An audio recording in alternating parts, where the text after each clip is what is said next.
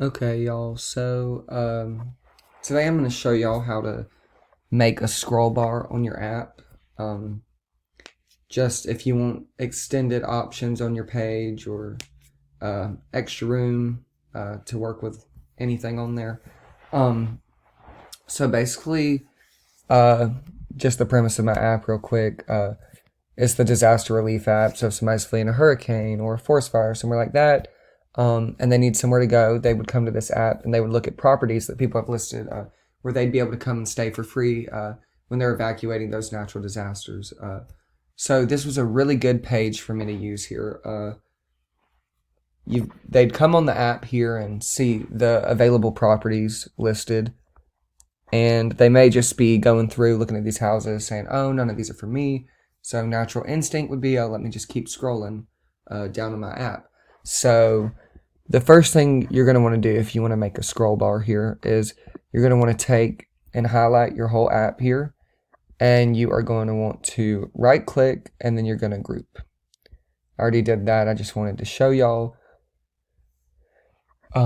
what that should be. And it's also should be noted the original height here, 736. We're not going to do anything with that right now, but just for later reference, you're going to need to remember that number. So, but anyways, we've grouped our app here. So the next thing we're going to want to do is repeat grid.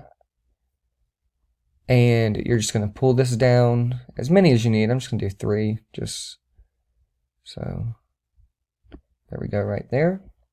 So we repeat grid and see how our number changed over here. So it's a good thing we remembered 736 was our original height. So we're going to take this, and the next thing we're going to do is we're going to click off by clicking this little part up here that reads iPhone 678 Plus 1. So you see over here where it says scrolling, we still have where it says vertical, and our viewport height is perfect at 736. So now the next thing you want to do to get to the scroll bar is we're just going to pull our display down here as far as that repeat grid goes. Okay. So we have 3, 1, 2, 3. Okay, so we click off now, and our viewport height is still 736, which is great because that means when we go to play our app, it's still going to have that same height of the one screen. So from here, we should be good to go. Let's press play, and you can scroll down on the app just like this, and it lets you just to basically extend your page and keep working with what you're wanting to do there.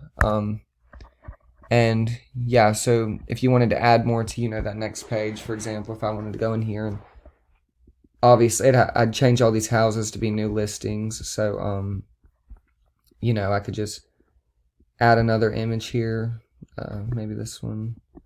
And look, it just swaps right over there. And, oops, wrong button.